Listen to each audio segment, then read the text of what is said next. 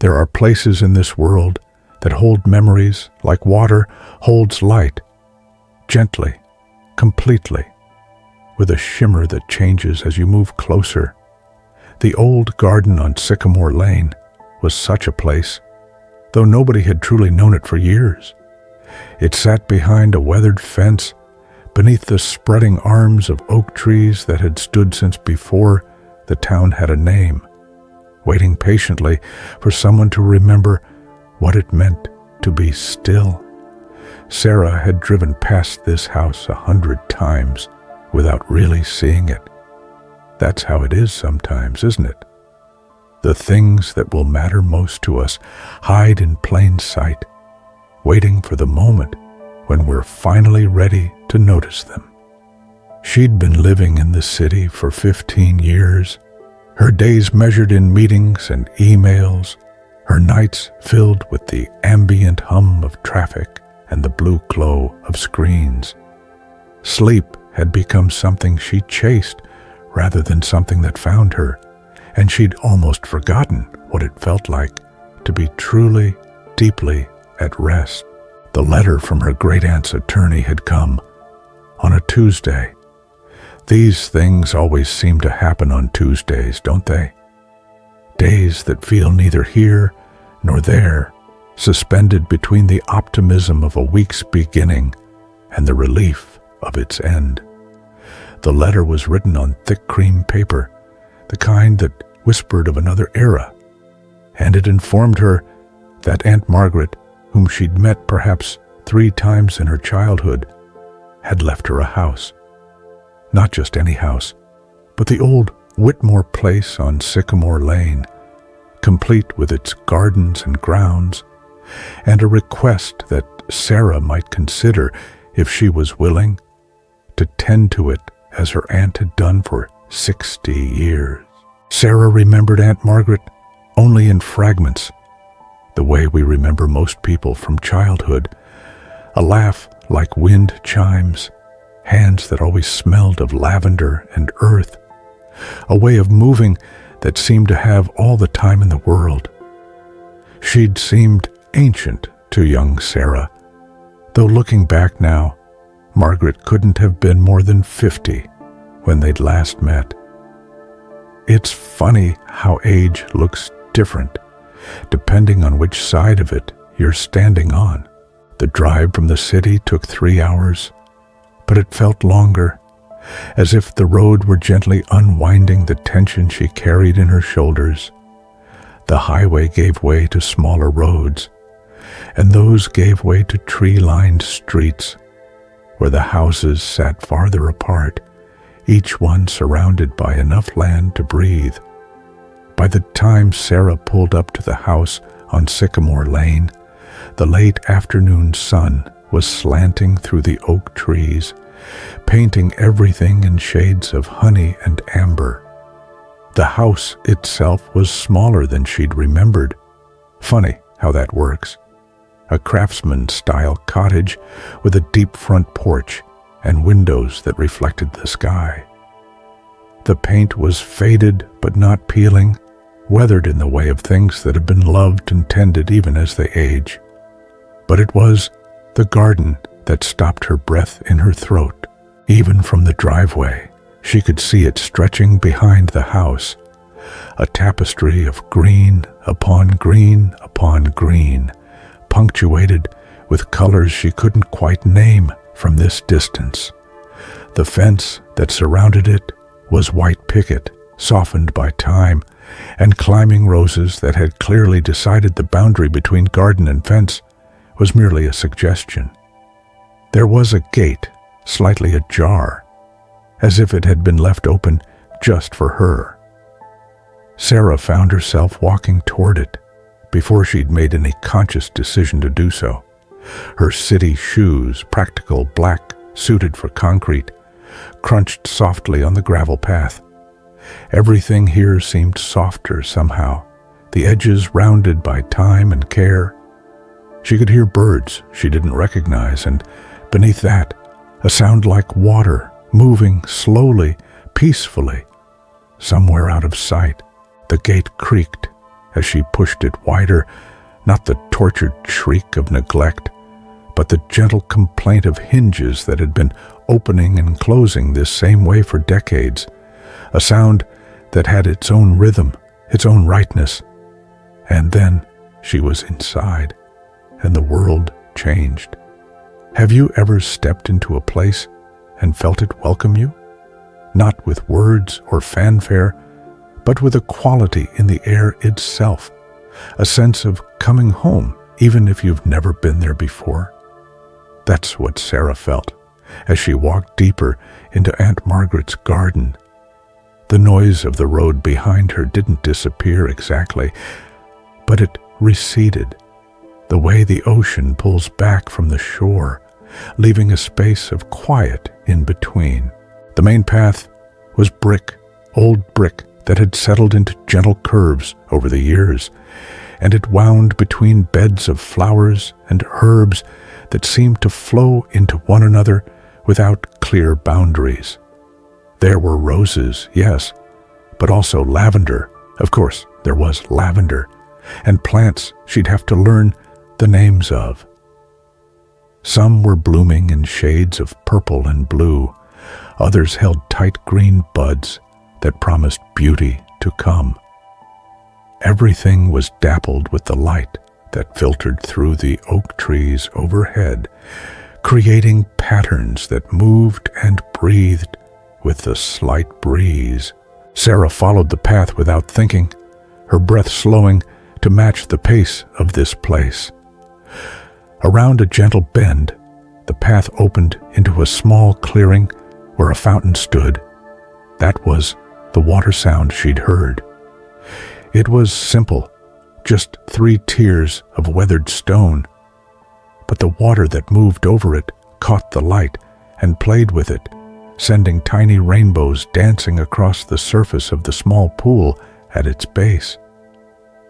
There was a bench nearby, wooden, worn smooth by years of sitting, positioned perfectly to watch the fountain and look back toward the garden beyond. She sat down, though she hadn't planned to. The bench held her gently, and for the first time in she couldn't remember how long, Sarah felt her shoulders truly relax. The fountain whispered its eternal conversation with itself. The breeze moved through the leaves overhead with a sound like the ocean heard from far away. And somewhere a bird sang 3 perfect notes, paused, and sang them again. How long she sat there, she couldn't have said. Time moved differently here, more slowly, or perhaps it simply moved without the urgency she was used to. The sun shifted lower, the light growing richer, more golden, and Sarah realized she was breathing deeply, fully, pulling the scent of lavender and roses and earth into her lungs and letting it settle there. A butterfly landed on the edge of the fountain, orange and black wings opening and closing slowly, tasting the air. Sarah watched it, really watched it, noticing the delicate patterns, the way it adjusted its position so carefully, the absolute presence it had in this single moment. When was the last time she'd really watched anything? When was the last time she'd given herself permission to simply be present with the world around her? The butterfly lifted off, dancing away into the garden, and Sarah's eyes followed it until it disappeared among the flowers. That's when she noticed the small cottage at the back of the property, barely visible through the trees. It was little more than a shed, really, with windows and a door painted the same soft white as the house, nearly glowing in the evening light. Tomorrow, she thought. Tomorrow she would explore more. But for now, she sat on the bench as the evening deepened, as the quality of light changed from gold to amber, to the soft blue of twilight, and she let the garden begin its quiet work of unknotting the tension she'd been carrying for so long. As the first stars began to appear between the leaves overhead, Sarah finally stood and made her way back toward the house. The gate creaked its gentle greeting again as she passed through, and she found herself smiling at the sound. Inside the house, according to the lawyer's letter, everything had been left as it was, cleaned, and waiting for her to decide what came next. But that could wait. All of it could wait. Because for the first time in longer than she could remember, Sarah felt something settling in her chest. A quietness, a sense of possibility. The garden was here, the house was here, and she, for now at least, was here too. She climbed the porch steps slowly, turned at the top to look back once more at the garden, now rendered in shades of blue and purple by the falling night, and felt something she'd almost forgotten the shape of. Peace. Just a small piece of it, fragile and new, but real nonetheless. Tomorrow would come with all its questions about what to do, about whether to stay or sell, about how to fit this unexpected gift into the life she'd built in the city. But tonight, there was just this, the sound of the fountain, barely audible from here, the scent of flowers on the cooling air, and the first real breath of ease she'd taken in years. She stepped inside, and the house welcomed her with its own quiet. This, Sarah thought, as she closed the door gently behind her. This is a beginning. Morning came softly to the house on Sycamore Lane, the way it does in places where there's no hurry, no alarm clocks counting down the minutes until obligation begins. Sarah woke to bird song, not the aggressive cawing of city crows or the monotonous cooing of pigeons, but a symphony of different voices, each one contributing its own melody to the larger song. For a moment, she didn't remember where she was. The light was wrong, too gentle, too golden, and the sounds were wrong, and the very air felt different, heavier with something she couldn't name. Then memory returned. Aunt Margaret, the letter, the drive, the garden. The garden. She got out of bed and went to the window. Her room, she was already thinking of it as her room, faced east, looking out over a section of the garden she hadn't explored yesterday.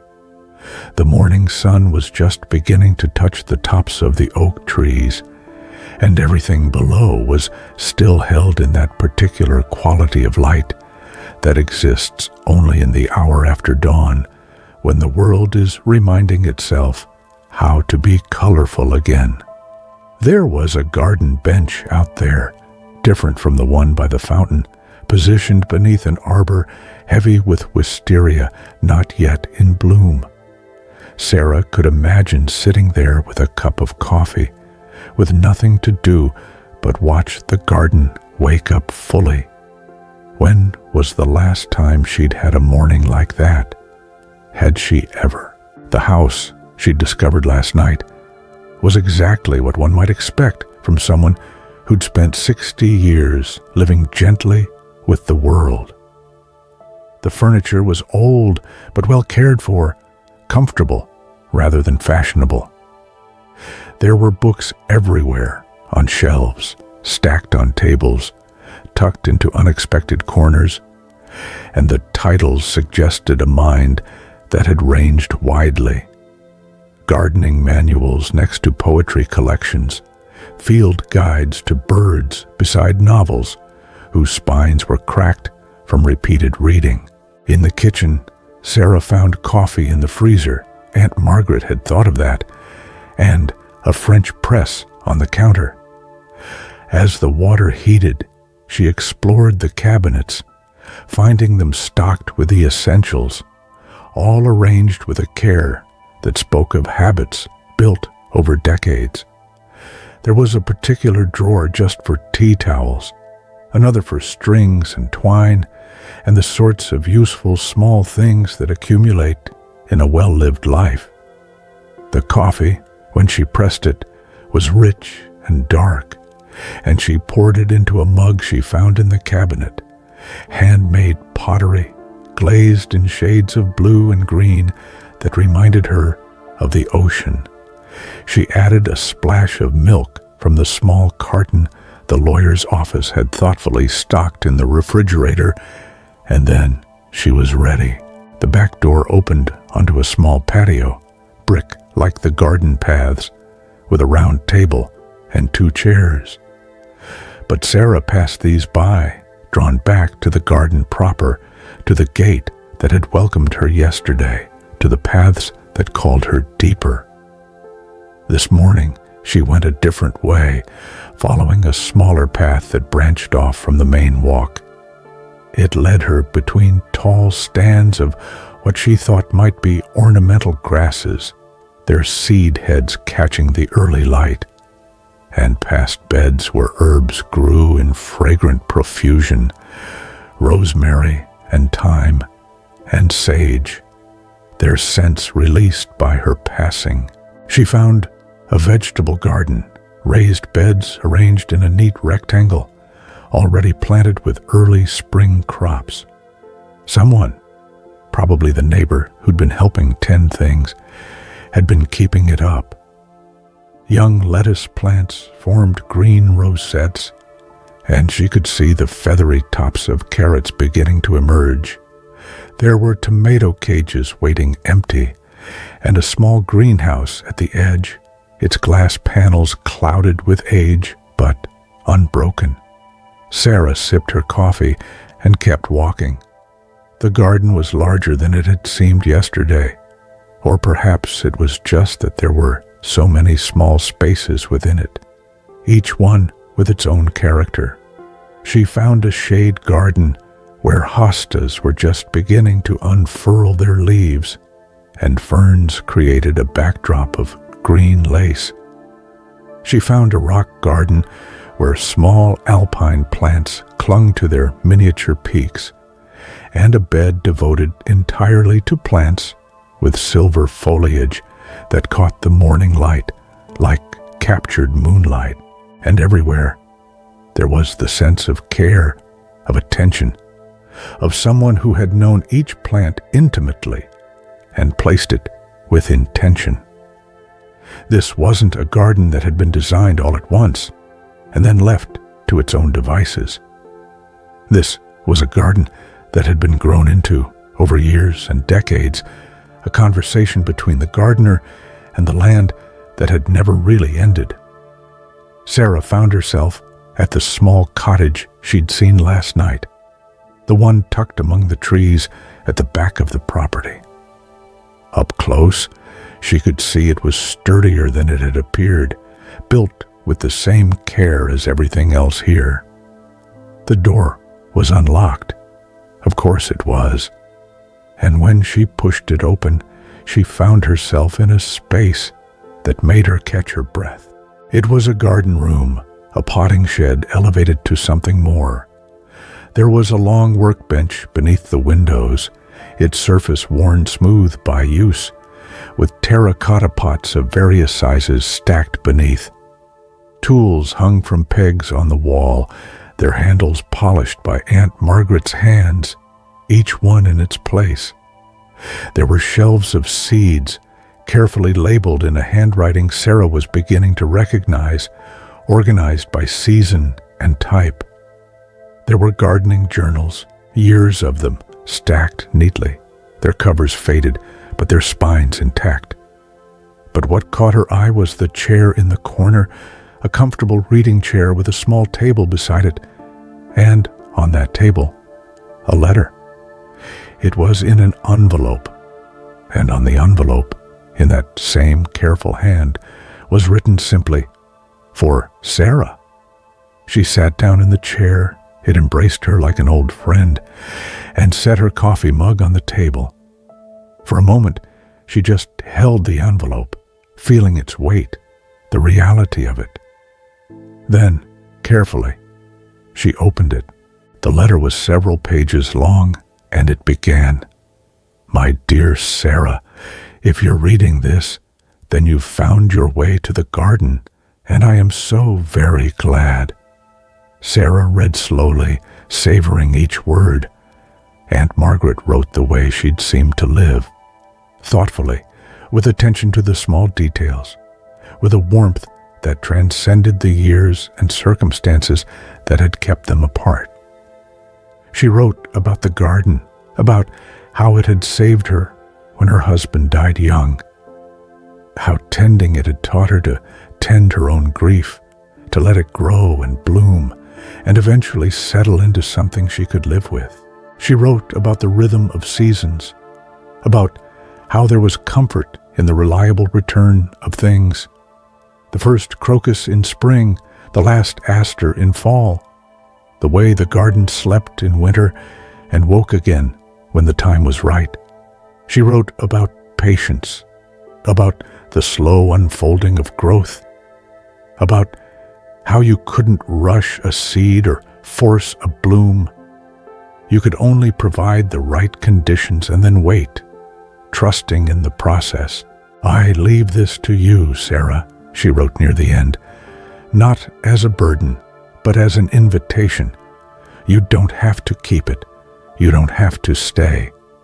But if you choose to, even for a little while, I think you'll find what I found here, a place to remember how to breathe, how to be present, how to let go of the things that don't matter and hold close the things that do." Gardens teach us this if we let them. They teach us about cycles and seasons, about death and renewal, about the beauty in every stage if we know how to look for it. They teach us that we don't always have to be producing or achieving or going somewhere. Sometimes it's enough to simply be, to grow at our own pace, to bloom when we're ready. The letter ended with, "Whatever you decide, know that I loved you, even from a distance, even though we didn't see each other as much as I would have wished. And know that this place is here for you, should you need it. The garden will wait. It's good at waiting. With love always, Aunt Margaret." Sarah sat for a long time after she finished reading, the pages loose in her lap, her coffee gone cold. Through the window, she could see a cardinal land in one of the oak trees, its red plumage brilliant against the green leaves. It sang loud and clear, and another cardinal answered from somewhere deeper in the garden. She didn't know what she was going to do, about the house, about her job, about the life she'd built in the city that suddenly felt very far away and oddly insubstantial. But she knew, sitting in Aunt Margaret's chair in this small cottage that smelled of earth and seeds and the dried herbs hanging from the rafters, that she wasn't going to decide today. Today, she was just going to be here. She was going to explore the garden more fully. She was going to sit by the fountain and listen to its song. She was going to read some of those journals, maybe, and learn what her aunt had learned about this place. She was going to let the morning unfold at its own pace, and she was going to practice what Aunt Margaret had suggested, being present, breathing, letting go of the need to figure everything out right now. Sarah stood, folded the letter carefully, and slipped it back into its envelope. She picked up her empty coffee mug and stepped out of the cottage, closing the door gently behind her. The garden spread around her in all directions, patient and present, and she chose a path at random, following where it led, letting herself be surprised. By the time she made her way back to the house for breakfast, the sun was fully up, the day was warming, and Sarah realized she'd been walking for over an hour without checking her phone once. without thinking about emails or deadlines or any of the 1,000 small urgencies that usually filled her mind. She'd simply been walking, noticing, breathing. It felt, she thought, as she climbed the porch steps, like waking up from a very long sleep. And the strangest part was that she hadn't even known she'd been asleep. The days began to develop a rhythm, gentle and unforced, like water finding its level.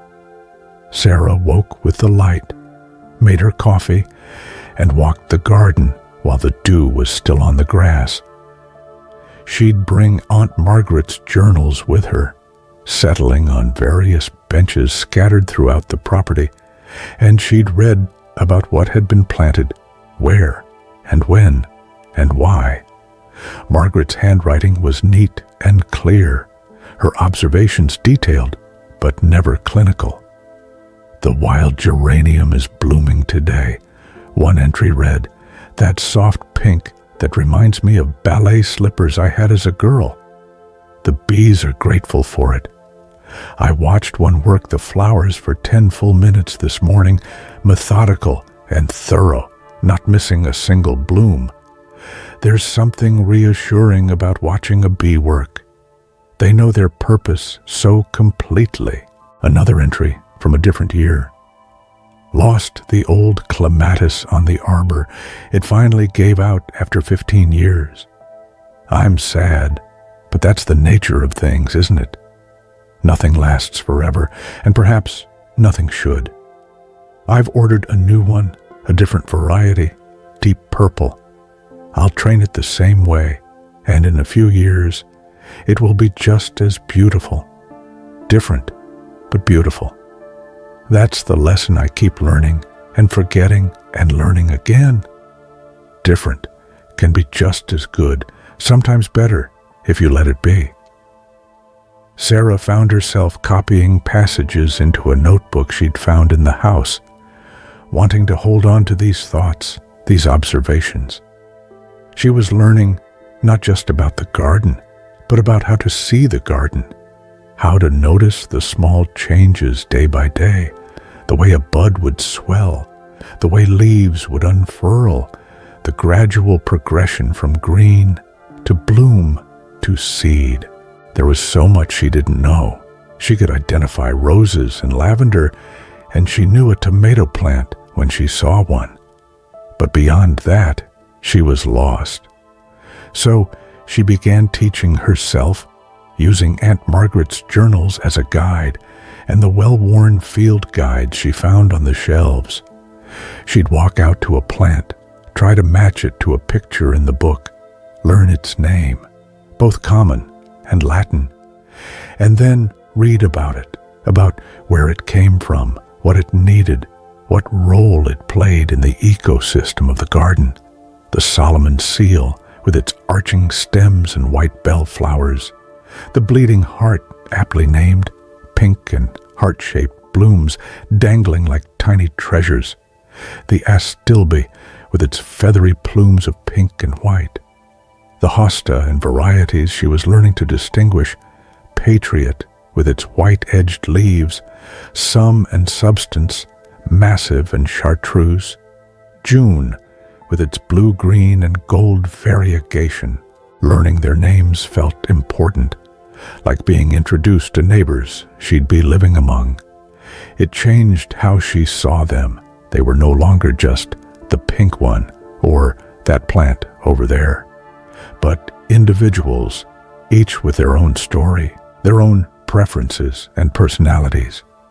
She learned that the garden phlox liked sun and would bloom in late summer, filling the evening air with a scent that was sweet but not cloying. She learned that the baptisia, false indigo, was tough as nails and long-lived, that Aunt Margaret had planted several 40 years ago, and they were still going strong. She learned that the Japanese forest grass would form fountains of cascading foliage, that it liked shade and moisture, and that it moved in the breeze like water. Some lessons were harder than others.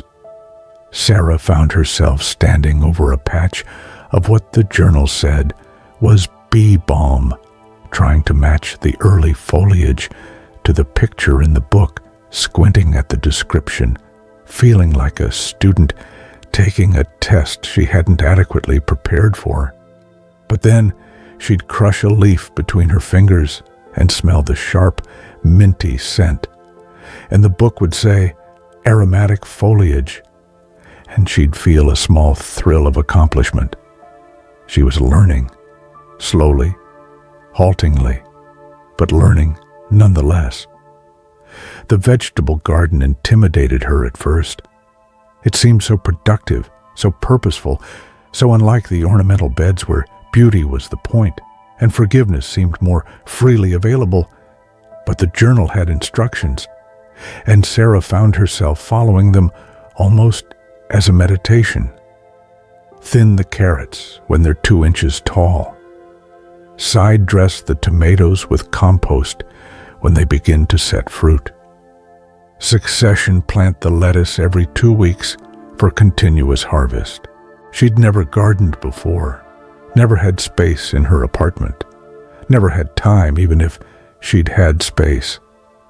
But here, following Aunt Margaret's notes, her hands learning the difference between weed and seedling, between soil that was too wet and soil that was just right, she found something settling in her chest, a satisfaction that was different from the satisfaction of finishing a project at work or clearing her inbox. This was slower, quieter, more fundamental somehow.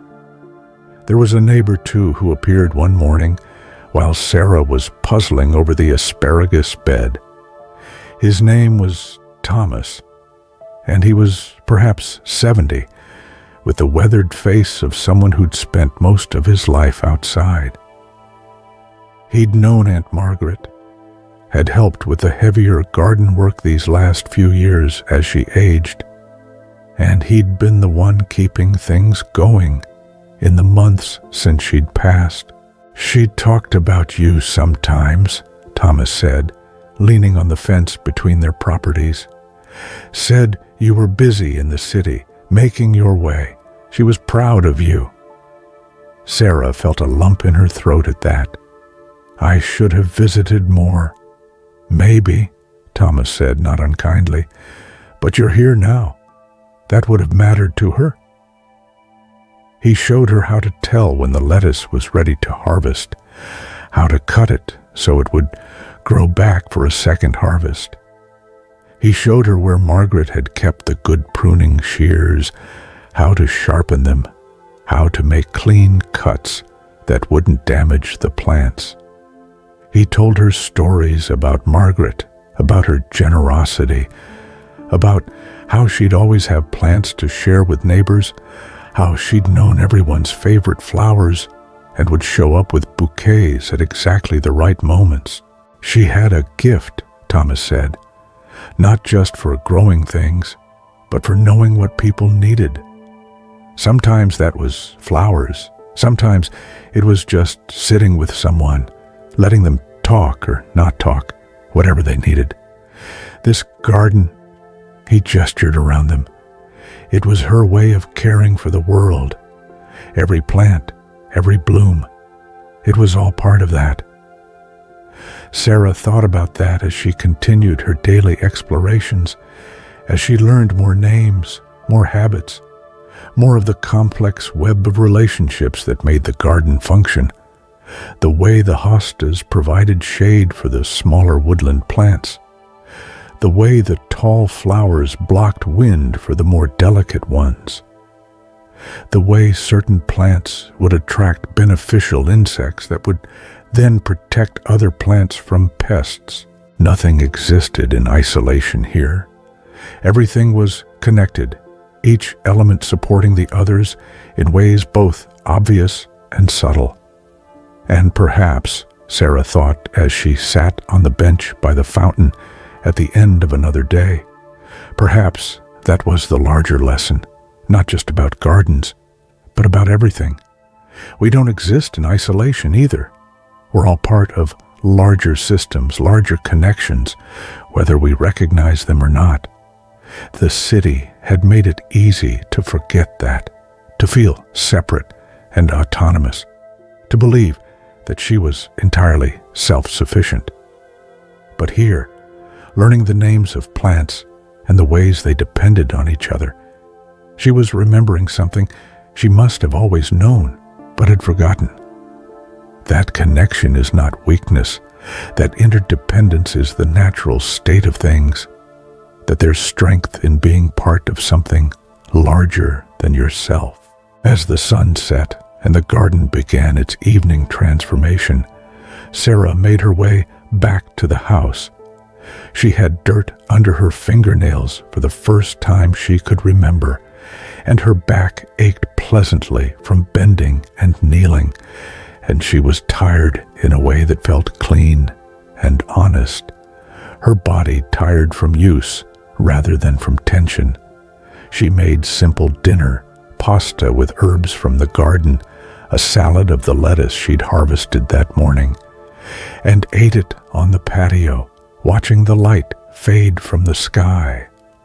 Her phone had been charging all day, unopened, and when she finally looked at it, there were messages from work, from friends, questions about when she'd be back, about what she'd decided to do with the house. She didn't answer them. Not yet. She wasn't being rude, she told herself, just not ready. She needed more time in this in-between space, this place outside of her normal life, before she could make decisions about it. The garden was teaching her patience with growth, with processes that couldn't be rushed, with the necessity of right timing. The answer would come, or perhaps many answers would come, and she'd have to choose between them. But not tonight. Tonight, she would just sit here, listening to the fountain, watching the fireflies begin their slow dance through the growing darkness, and practice being present with exactly where she was. She was learning the names of things, yes, but more than that, she was learning how to be still, how to notice, how to let go of the constant forward momentum that had driven her for so long. She was learning slowly to trust in the unfolding, to believe that not every moment had to be productive, that sometimes the most important thing you could do was simply be present with the world around you. And as she finally went inside, as she climbed the stairs to her room and fell into bed without even bothering to check her phone again, she felt something she couldn't quite name. A settling, a rightness, a sense of being exactly where she was meant to be. At least for now. The rain came on a Tuesday morning, gentle at first, just a whisper against the windows, then steadier, that particular sound of water meeting earth that is one of the oldest lullabies in the world. Sarah woke to it and lay in bed for a long moment, listening, feeling the way the air had changed, how it was cooler now, heavier with moisture and the scent of rain on soil. She'd been at the house for 2 weeks now. 2 weeks of mornings in the garden, of afternoons reading on various benches, of evenings spent cooking simple meals and watching the sunset. 2 weeks of slowly, incrementally, learning how to be still, how to move at a pace that matched the growth of plants rather than the urgency of emails and meetings. But today, the rain kept her inside, and she found herself at loose ends in a way she hadn't been since arriving. What did you do when you couldn't go into the garden? When the thing that had been organizing your days was temporarily unavailable? She made coffee and stood at the kitchen window watching the rain. It was steady and methodical, soaking into the soil, beating on the leaves. turning everything a deeper, richer shade of green. The garden looked different in rain, softer somehow, more dreamlike. The flowers bowed under the weight of water on their petals, and the leaves seemed to glow with the moisture. It was beautiful, Sarah realized, not in spite of the rain, but because of it. The garden needed this, needed the slow, thorough soaking that would reach deep into the root systems, replenishing the moisture that the sunny days had depleted. This was part of the rhythm too, the cycle of wet and dry, the balance that made growth possible. She took her coffee to the living room and found herself drawn to the bookshelves. They were floor to ceiling along one wall, packed with volumes that ranged from well-worn paperbacks to hardcovers whose dust jackets had long since disappeared. She ran her fingers along the spines, reading titles: The Hidden Life of Trees, Braiding Sweetgrass, The Gardener's Year, Letters to a Young Poet. Sarah pulled out The Gardener's Year by Carol Chapek and settled into the reading chair by the window. The book was old, its pages yellowed, but it had been well loved.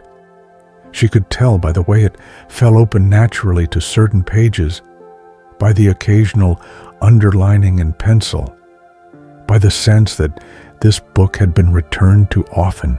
She began to read and found herself smiling. Chapek wrote, with humor and affection, about the tribulations and triumphs of gardening, about the gardener's eternal optimism despite setbacks, about the particular relationship between a person and the land they tend. There is no better or fuller life than the gardener's, he wrote. And Sarah, who would have rolled her eyes at such a statement 2 weeks ago, found herself nodding in agreement. The rain continued its steady percussion against the windows, and Sarah read on, losing herself in Chapek's observations, in his love for the small details of cultivation. Outside, the garden was drinking deeply, and inside, Sarah was learning yet another way of being with it. Not actively tending, but reflecting, thinking about what it meant to care for a place, to commit to its rhythms and needs. She thought about her life in the city, the apartment she'd barely spent time in, decorated in a style that had more to do with what was fashionable than with what she actually liked.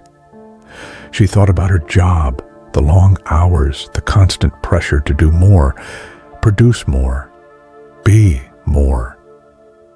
She'd been good at it. She was good at it. But had she been happy? The question surprised her. She'd never really asked it before. Happiness had seemed beside the point somehow. She was successful. She was independent. She was building a career. Wasn't that enough? But sitting here, with the rain falling and a book in her lap, and nowhere she had to be, she realized that maybe it wasn't. Maybe it hadn't been. Maybe she'd been running so fast for so long that she'd never stopped to ask where she was running to, or why, or whether it was actually where she wanted to go. The day passed slowly, deliciously slowly. Sarah made lunch and ate it at the kitchen table, still watching the rain. She found a jigsaw puzzle in a closet, an image of a garden naturally, and started working on it at the dining room table. She took a nap on the couch, something she never did, and woke refreshed rather than groggy. She read more, watched the rain, let her mind wander, without trying to direct it anywhere in particular. It wasn't until late afternoon that she noticed the rain had stopped. The world outside was hushed, dripping, everything beaded with water that caught the light as the clouds began to break up. Sarah put on her boots. She'd bought proper garden boots now, from the hardware store in town and went outside. The garden after rain was a revelation. Everything seemed intensified, more alive, more present. The colors were richer, the scents stronger, and there was a sense of satisfaction in the air, as if the whole garden was sighing with relief and contentment. Water dripped from the leaves, pooled in the cupped petals of flowers, collected in tiny temporary ponds on the brick paths. Sarah walked slowly, carefully, not wanting to slip, and found herself noticing things she'd missed before. The way certain plants held water in perfect droplets, like jewels. The way others shed it immediately, their leaves coated in some invisible substance that repelled moisture. The way the soil, which had been dusty and light-colored that morning, was now dark and rich-looking, smelling of earth and growth and possibility. She found herself at the vegetable garden and was amazed at the transformation. The plants seemed to have grown visibly, as if the rain had unlocked something in them. The tomatoes, she'd planted actual tomatoes, following Margaret's notes, stood straighter, their leaves a deeper green. The lettuce looked refreshed, perked up. Even the weeds seemed more vigorous, and she made a mental note to come out tomorrow and deal with them before they got ahead of her. At the fountain, the water level had risen, and the sound it made was different, fuller, more exuberant. Sarah sat on the bench, wet, but she didn't care, and just listened. The fountain, the dripping from the trees, the occasional call of a bird, the settling sounds of a garden after a good rain. It was a symphony, and she was part of the audience, privileged to witness this particular performance. Thomas appeared at the fence, also in boots, also clearly having come out to see what the rain had wrought. "Good for everything," he called over. "We needed this." "It's beautiful," Sarah said, and he nodded, understanding exactly what she meant. "Margaret loved days like this," he said, "the day after rain, when everything's fresh and grateful. She'd spend hours out here just looking. She said it was like getting to see the garden new again, like meeting an old friend after being apart, and noticing all the ways they'd changed while you weren't watching." Sarah smiled at that. It was exactly right. The garden had changed, was always changing, but slowly enough that you might miss it unless you paid attention. The rain made those changes visible, dramatic even, reminding her that growth was constant, even when it was invisible. That evening, she made tea instead of coffee and sat at the kitchen table with Margaret's journals again. She found herself reading the entries about rain, about storms and drizzles, and the long, soaking rains that came in spring. Margaret had observed everything, had written about how the rain brought worms to the surface, how robins would follow behind, feasting, how the scent of the garden changed with rain, how certain flowers would close their petals to protect their pollen, while others would open wider, as if drinking in the moisture through every available surface. "Rain teaches patience," one entry read. "You can't rush it, can't control it. You can only accept it, be grateful for it, and adjust your plans around it." So much of gardening, so much of life, really, is about working with what is, rather than what you wish would be. The weather is what it is. The seasons are what they are. Your job is to observe, to adapt, to find the beauty and opportunity in whatever conditions present themselves. Sarah copied this into her notebook, underlining the words about working with what is. How much of her life had been spent fighting against reality, wishing things were different, trying to force outcomes through sheer will, and how exhausting that had been, though she'd never let herself acknowledge the exhaustion, had pushed through it because that's what you did, that's what success required. But here, in the garden, success looked different. It was measured in healthy plants, in good soil, in the return of birds and bees and butterflies. It was about creating conditions for growth and then stepping back, trusting the process, accepting that some things would thrive and others wouldn't. And that was okay. That was natural. That was the way of things. As she got ready for bed that night, Sarah realized she'd gone the entire day without checking her work email, without even thinking about work, really.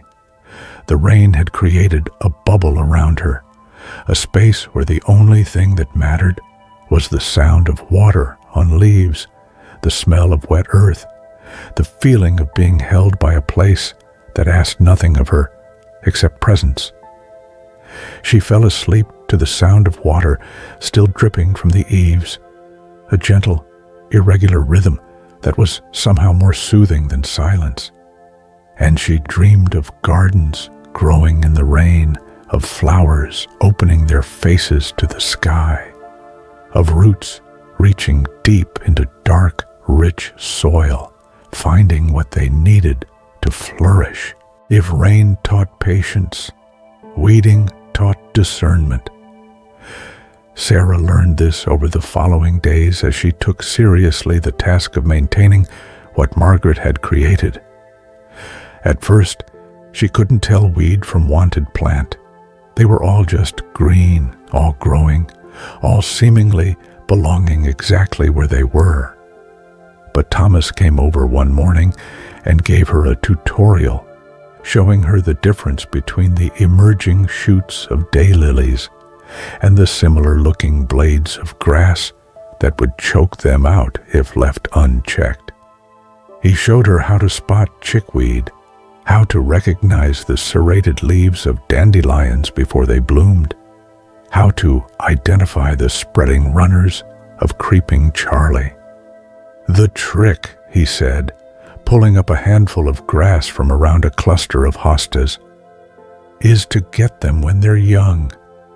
Once they're established, they're much harder to remove, and they've already stolen resources from the plants you actually want."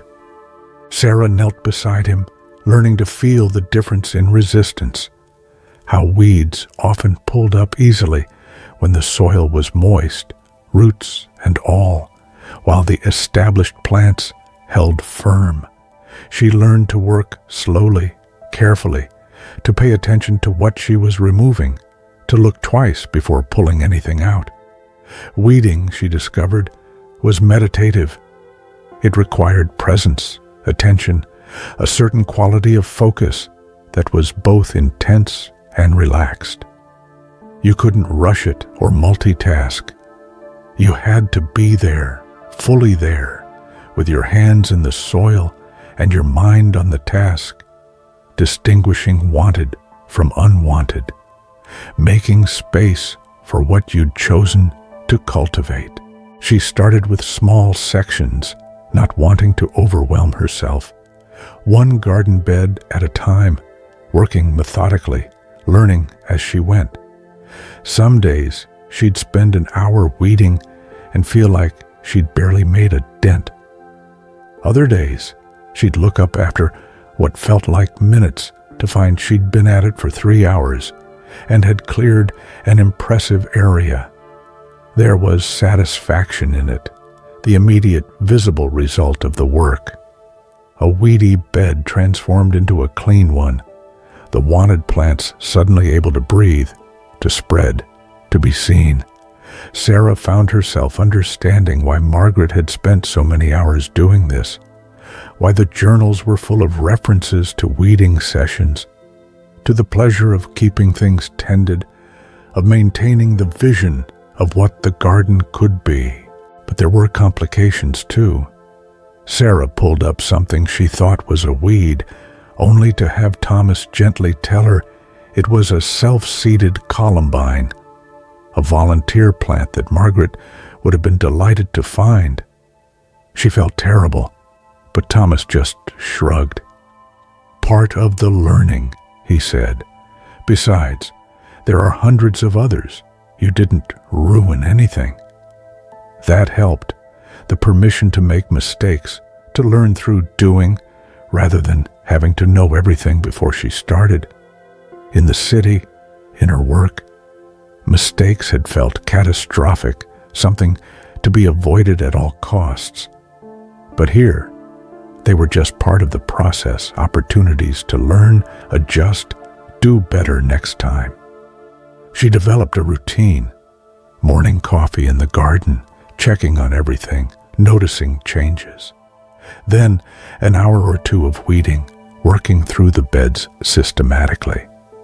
Then lunch and reading or other tasks in the afternoon, and evening walks through everything she'd tended, seeing it with fresh eyes.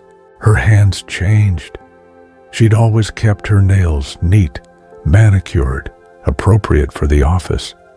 Now they were shorter, often with dirt beneath them, no matter how much she scrubbed. Her palms developed small calluses from the tools, from the repeated motion of pulling and digging and patting soil into place. Her knees picked up grass stains that didn't quite wash out of her jeans. She looked different too. Her face had color now, freckles appearing across her nose from being in the sun. Her shoulders had relaxed, dropped down from where they'd been permanently tensed up near her ears. She moved differently, more slowly, with less urgency.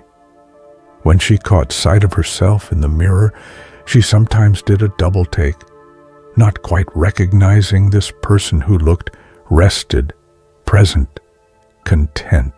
The garden was teaching her to see differently too, not just to distinguish weed from plant, but to notice the small changes that marked the passage of time. A bud that had been tightly closed yesterday was beginning to unfurl today. A plant that had seemed fine last week was showing signs of stress, yellowing leaves, wilting stems, and needed attention. A bare patch of soil had sprouted something new, either volunteer or weed. Time would tell which.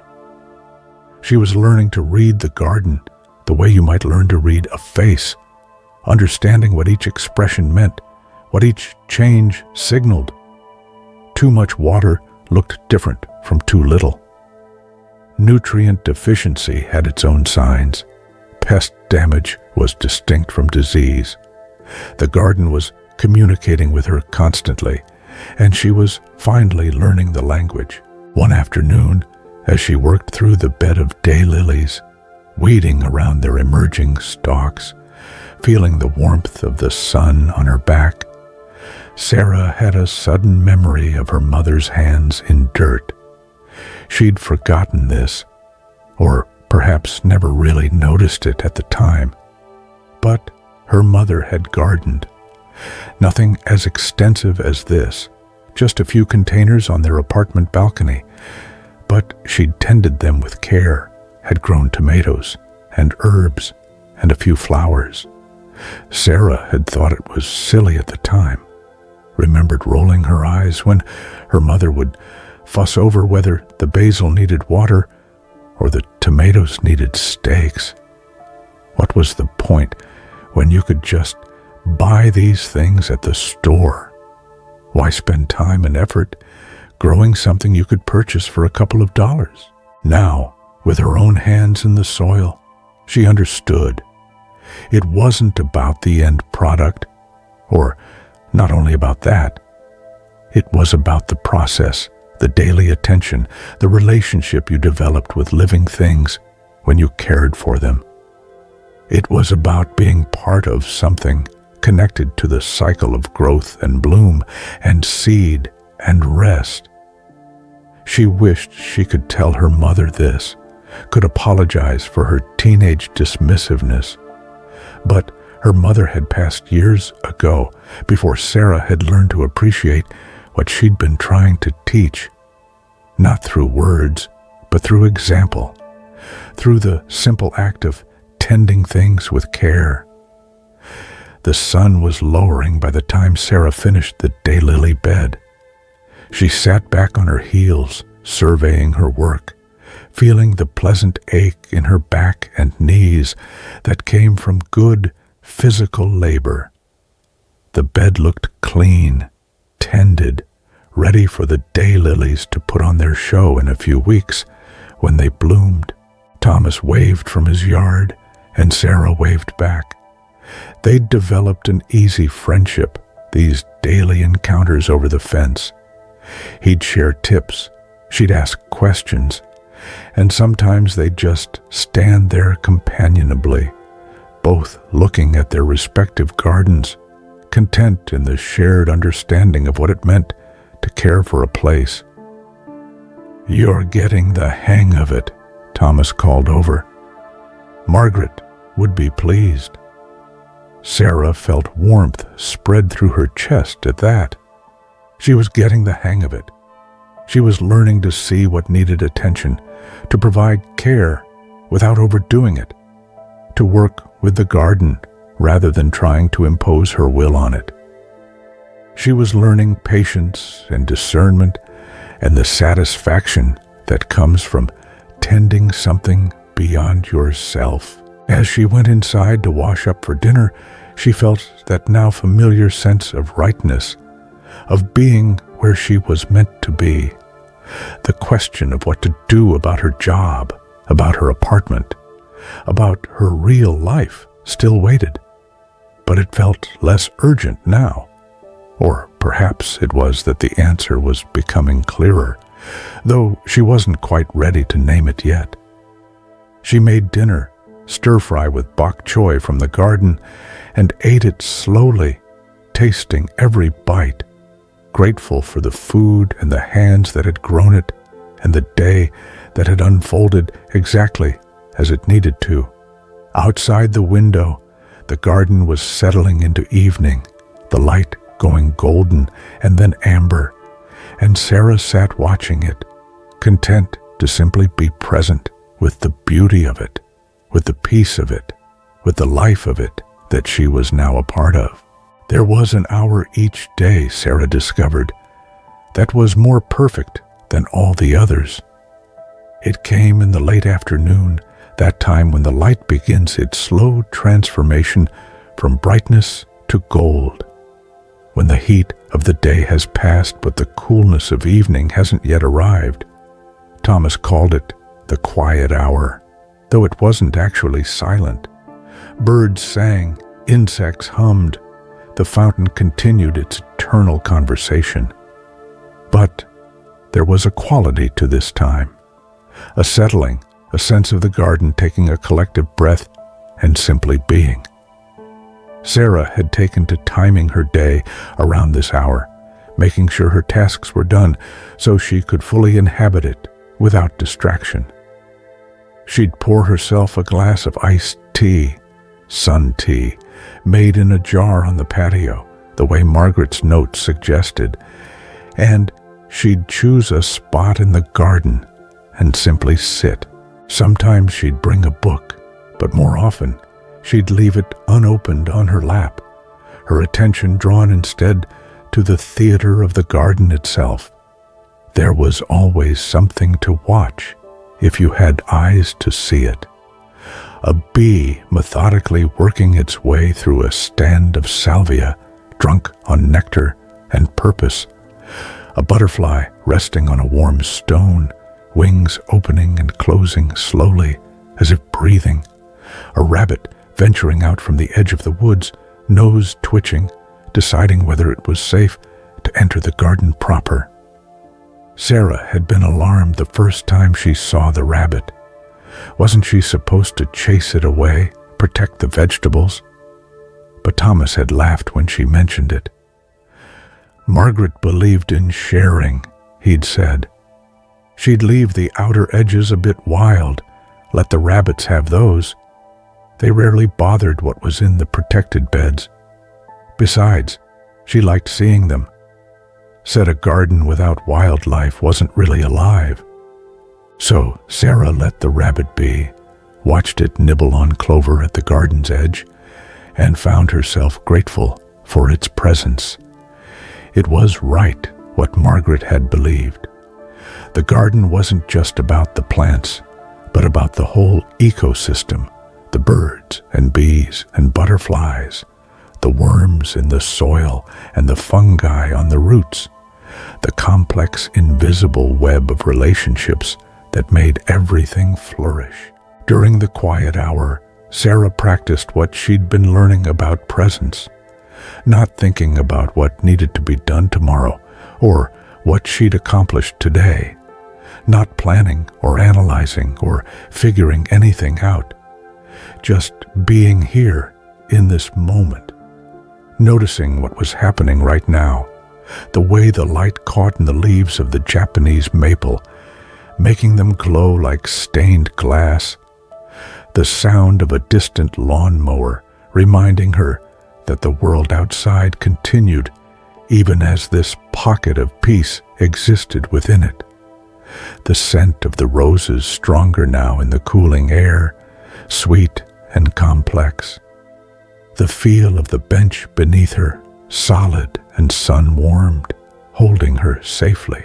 It was harder than it sounded, this simple being present. Her mind wanted to wander, to worry, to plan. Thoughts would arise. I should check my email. What am I going to do about work? How long can I stay here? What will people think?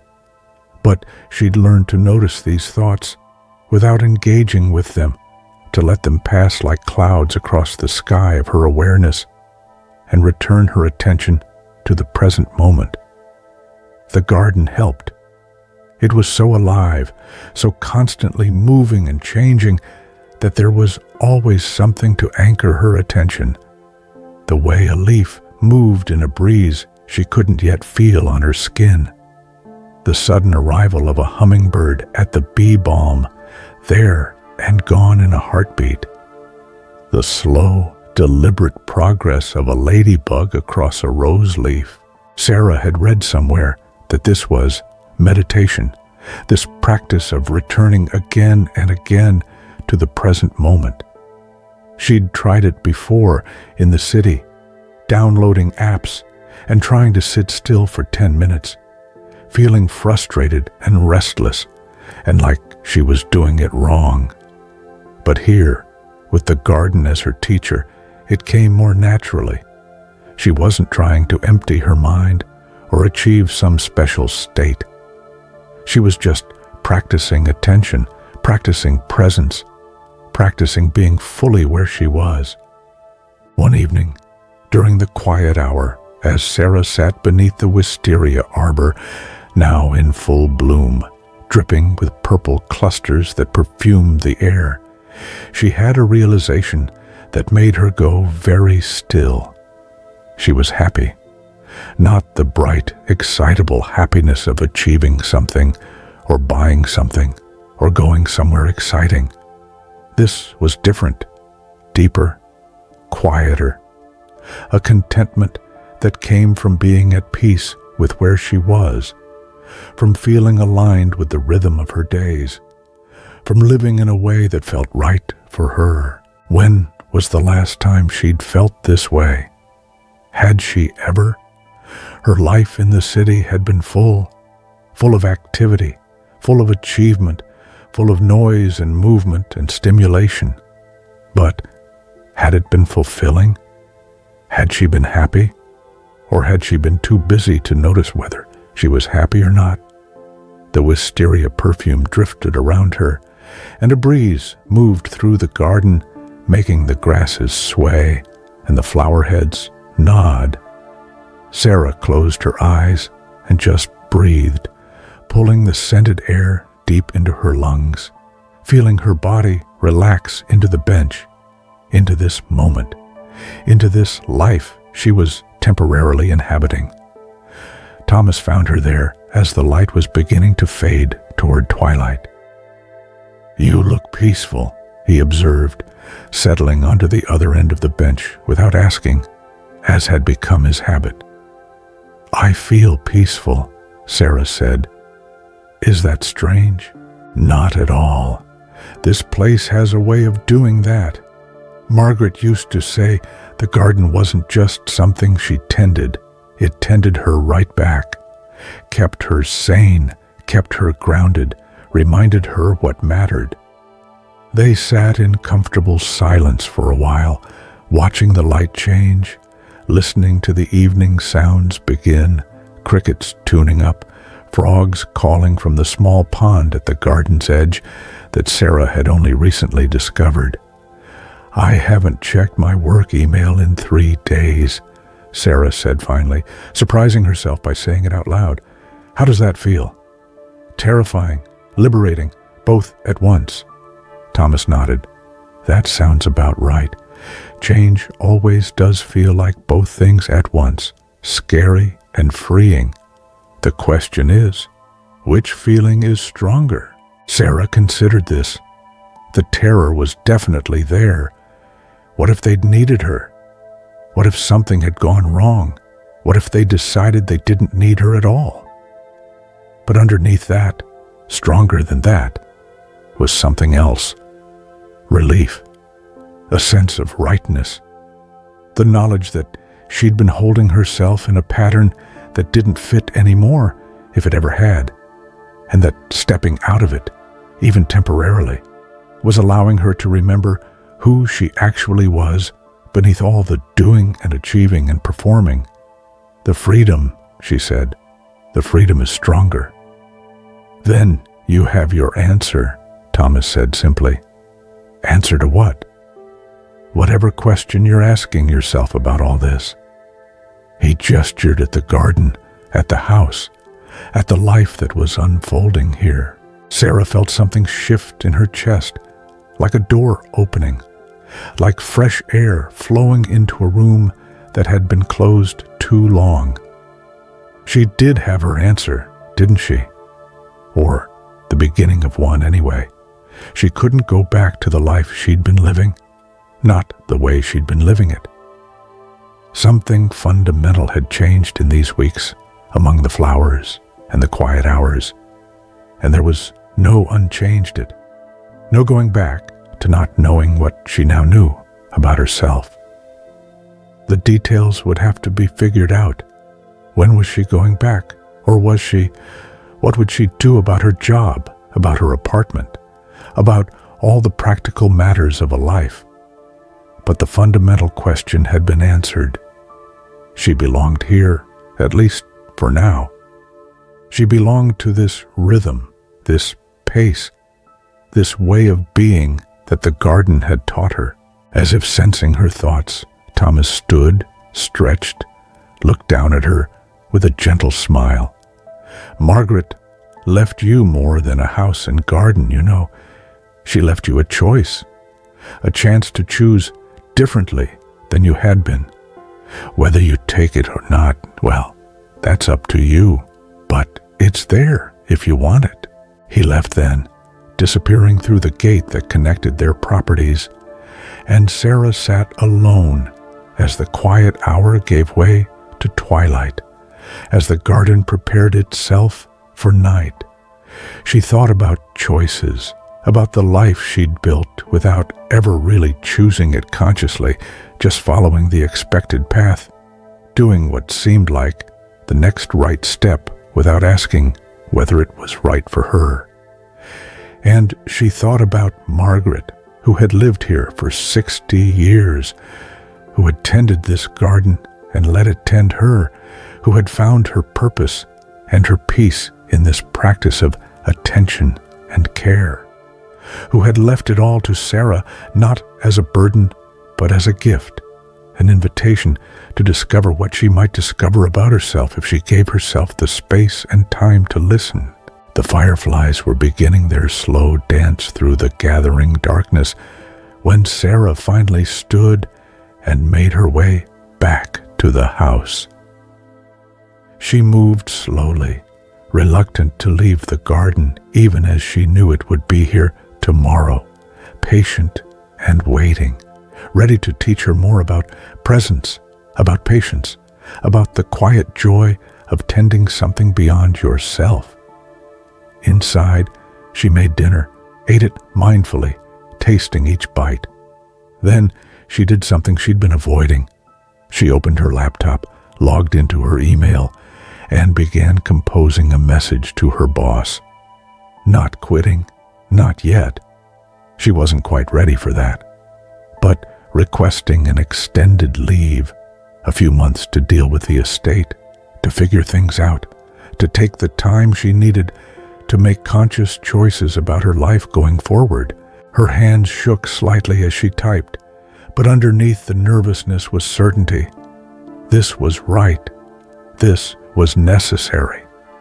Whatever came next, she needed this time, this space, this opportunity to remember who she was when she wasn't performing a role or meeting expectations or running on the hamster wheel of productivity. She hit send before she could second-guess herself, then closed the laptop and went upstairs. Through her window, she could see the garden in moonlight, silvered and dreamlike, and she felt a surge of gratitude so strong it brought tears to her eyes. "Thank you, Aunt Margaret," she thought. "Thank you for this gift. Thank you for showing me another way." She fell asleep easily, deeply, to the sound of the fountain and the crickets and the breeze in the oak trees. And she dreamed of gardens growing forever, of hands in soil, of the quiet hours stretching on, golden and perfect and exactly enough.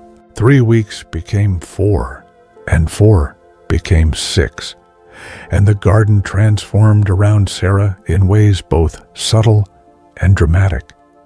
The daylilies she'd weeded around began to bloom, each flower lasting only a single day, hence the name.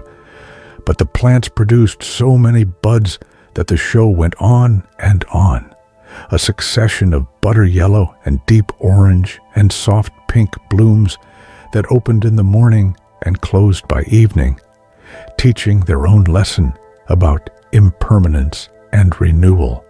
Sarah found herself photographing them, trying to capture that brief perfection, but the camera never quite did them justice.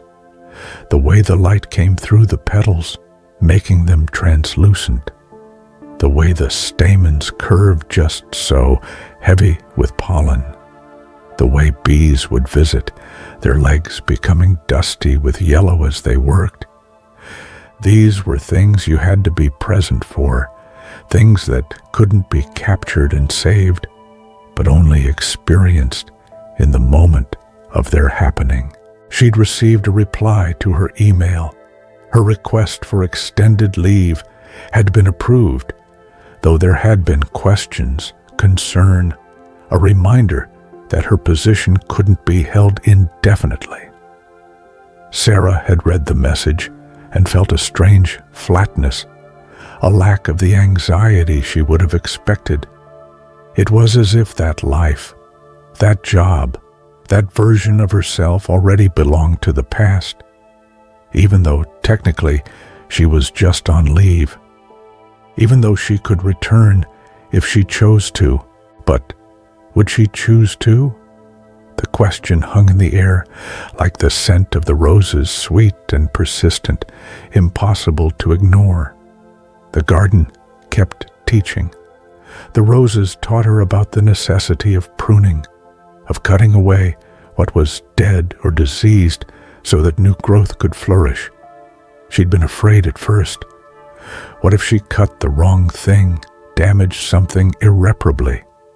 But Thomas had shown her, and she'd practiced, and she'd learned that plants were more resilient than she'd imagined, that they wanted to grow, that they would forgive mistakes and respond to care. The vegetable garden taught her about harvest, about the right moment to pick things. Too early, and they weren't ready. Too late, and they'd passed their prime. Timing mattered.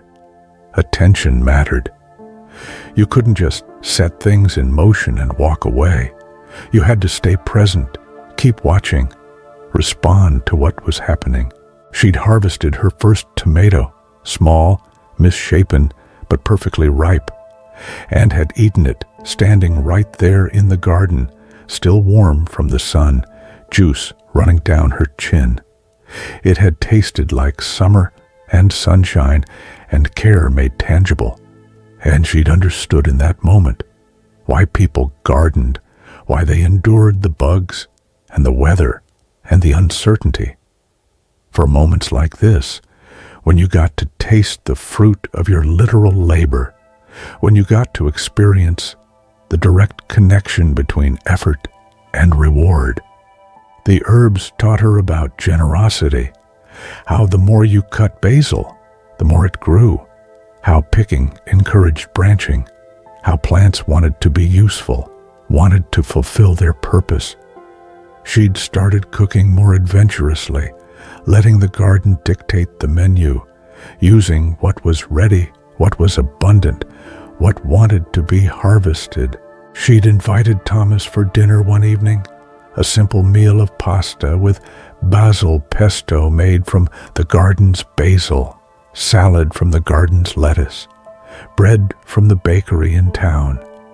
They'd eaten on the patio as the sun set, and Thomas had told her more stories about Margaret, about the dinners they'd shared over the years, about her philosophy of food and hospitality and care. She believed in feeding people, Thomas said, not just their bodies, but their souls. She'd say a meal made with care and eaten with presence was a kind of medicine, a kind of magic. Food from the garden especially. You're not just eating nutrients. You're eating sunlight, eating rain, eating the care that went into growing it. Sarah had felt tears prick her eyes at that, understanding what Thomas meant, feeling the truth of it. There was something sacred about eating food you'd grown, about the intimacy of that relationship between eater and eaten, about being part of that cycle rather than removed from it. The days developed a deeper rhythm now, one that matched not just her own needs, but the needs of the garden. Morning rounds, checking for pests or problems, watering when needed, but learning to read the soil, to understand when plants were actually thirsty versus just looking a bit wilted in the heat, deadheading the flowers, removing spent blooms to encourage more, which was tedious but also meditative, a task that required presence and care. And always, always, the quiet hour, that golden time when she could simply be with the garden, when she could practice the art of noticing, of being present, of letting go of the constant mental chatter that had been her default mode for so long. She was sleeping better than she had in years. Deep, dreamless sleep that left her refreshed rather than groggy. Her body was stronger. All the bending and lifting and kneeling had toned muscles she'd forgotten she had. Her mind was clearer, less cluttered, more focused, when she needed to focus, but also more able to simply rest, when rest was what was needed. She'd started keeping her own journal, following Margaret's example, noting what was blooming, what needed attention, but also her own observations and reflections. The cone flowers are starting to open, one entry read, that deep pink purple that looks good with everything. Butterflies love them. I love watching the butterflies. I could watch them for hours, the way they move, so purposeful, but also so graceful, like they're dancing even though they're working. There's a lesson in that, I think, about how work doesn't have to feel like drudgery, how purpose and beauty can exist together. Another entry: pulled weeds from the Astilbe bed this morning, Funny how I used to think of weeding as a chore, something to get through. Now, I see it differently. It's not about eliminating the bad. It's about making space for what you want to flourish. You can't have everything. There's only so much soil, so much water, so much sun. You have to choose. You have to decide what stays and what goes. That's true for gardens and for lives, I'm learning. She'd started going into town more, getting to know the shopkeepers, the librarian, the woman who ran the hardware store and knew everything about gardening and never made Sarah feel stupid for asking basic questions.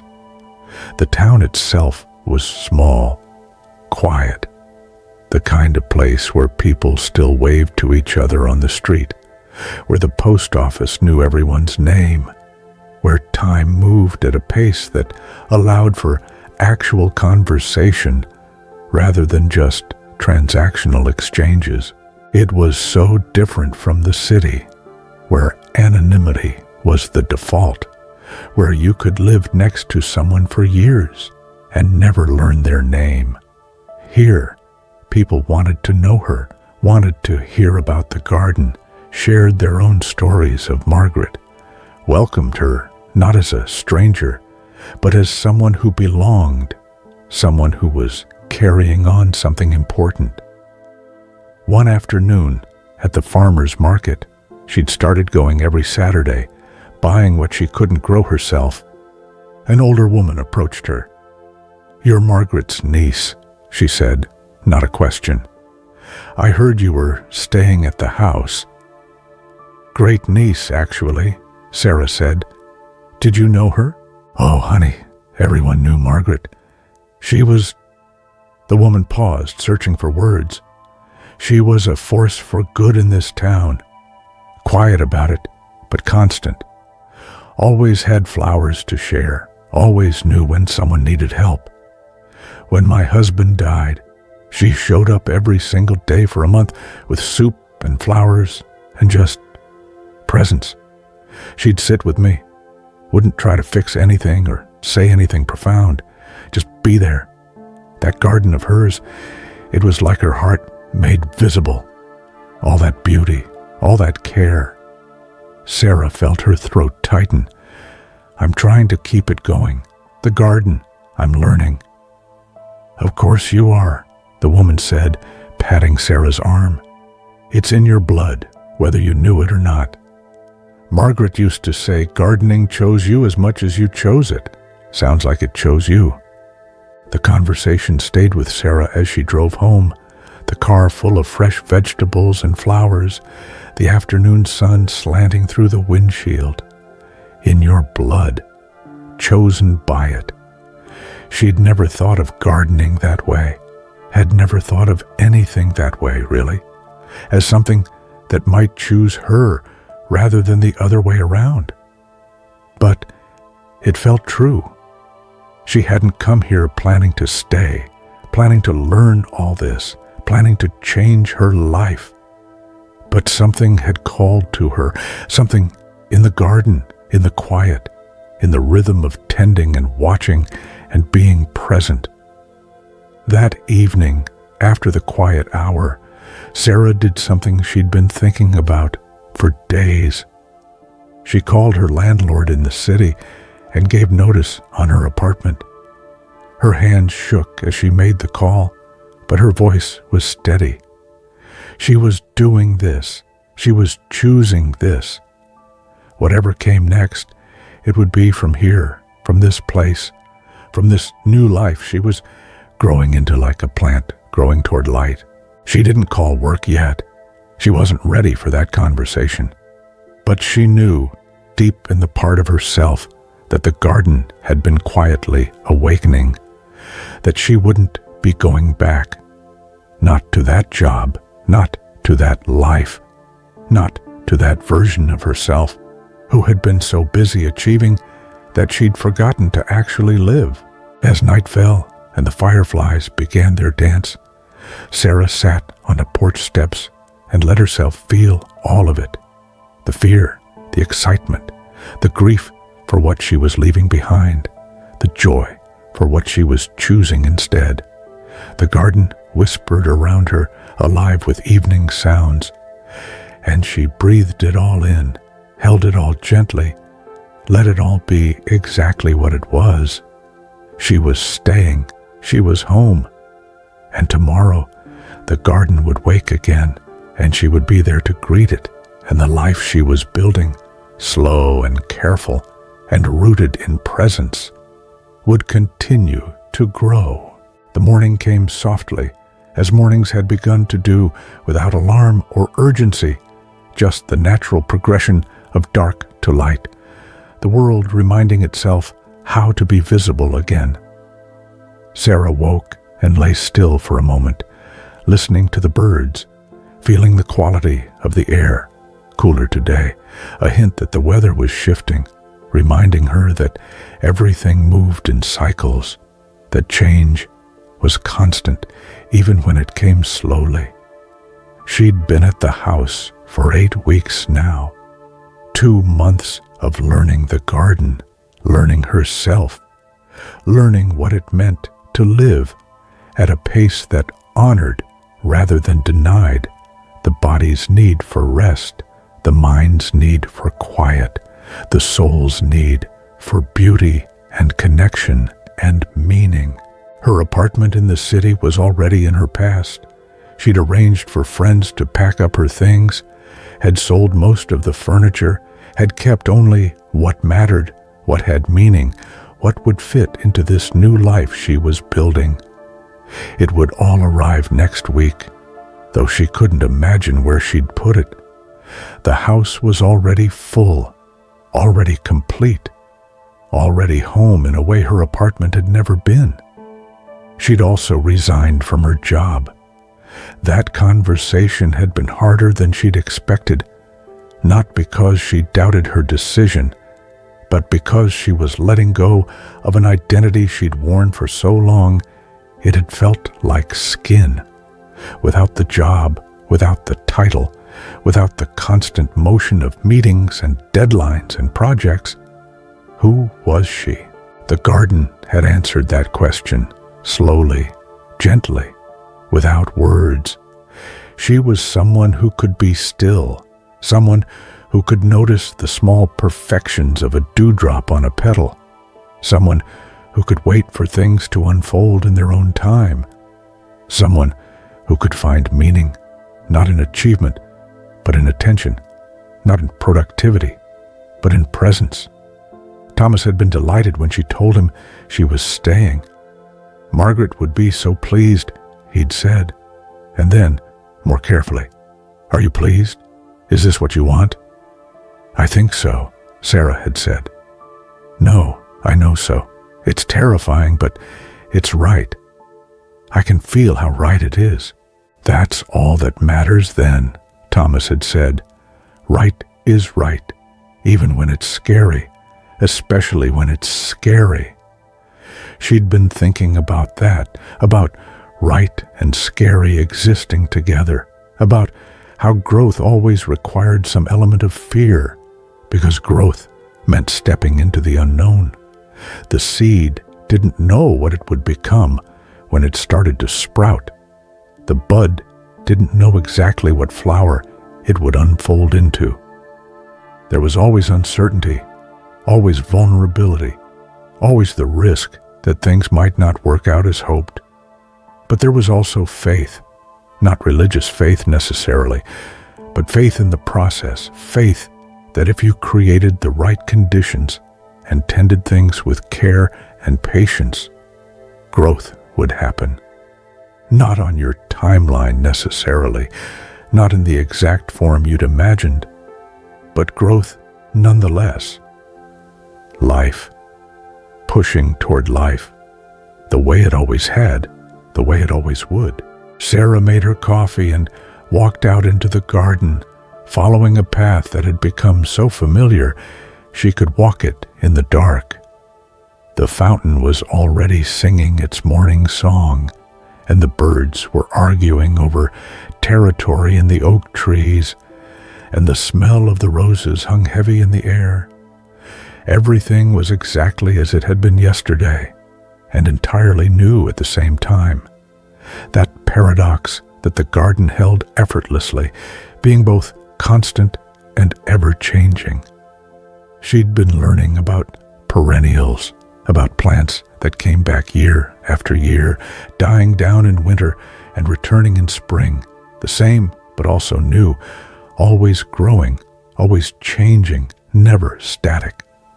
That's what she was becoming, she thought, perennial rather than annual, something that could sustain over time, something that had roots deep enough to weather storms, something that was in it for the long haul. The vegetable garden was in full production now, and Sarah had more produce than she could use. She'd started sharing it, leaving bags on Thomas's porch, bringing vegetables to the farmer's market to give away, dropping off tomatoes and zucchini and basil at the food bank in town. Margaret had done the same, she'd learned, had believed that a garden's abundance should be shared, that generosity was part of the practice. It felt good, finding people walking past and offering them a handful of cherry tomatoes, warm from the vine, watching their faces light up, hearing them exclaim over the taste.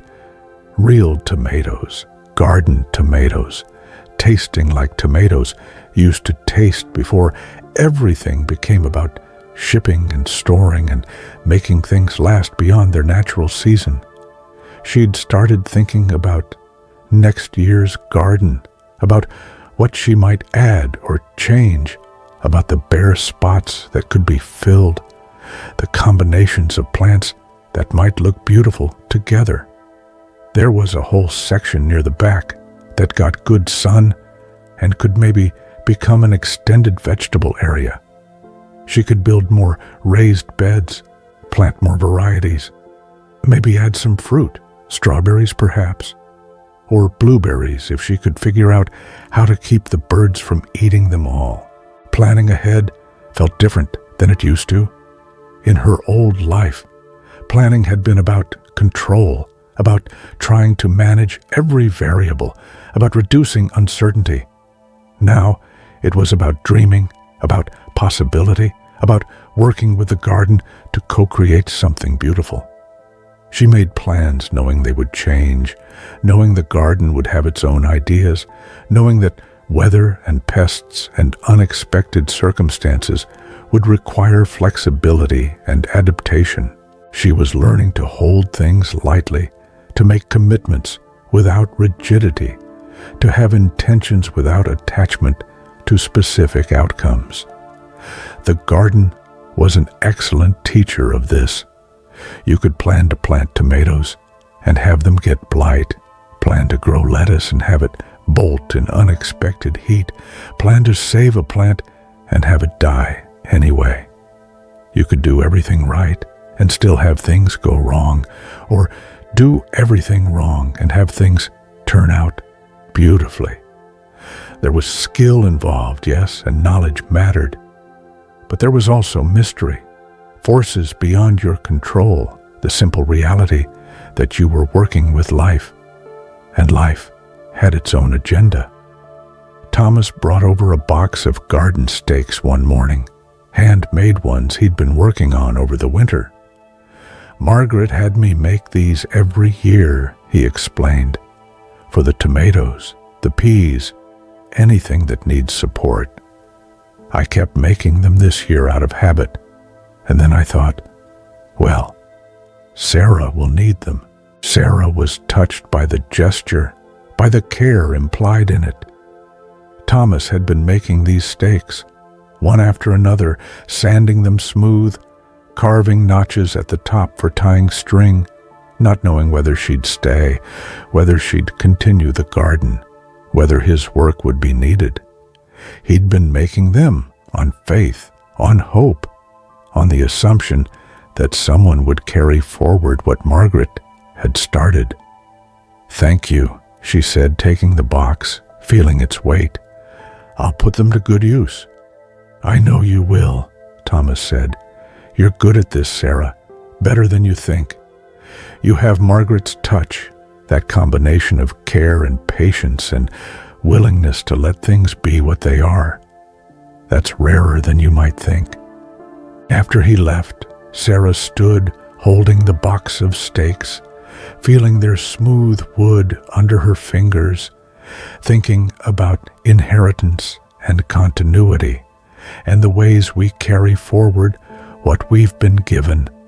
She hadn't known Margaret well, not really, but she was coming to know her through the garden, through the choices she'd made, through the care she'd put into every plant and path and bed.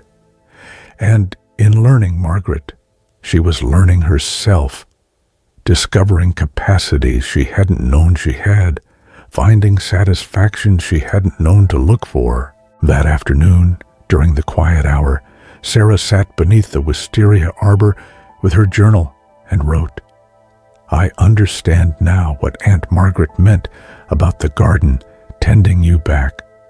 All these weeks, I thought I was tending it, weeding, watering, deadheading, harvesting.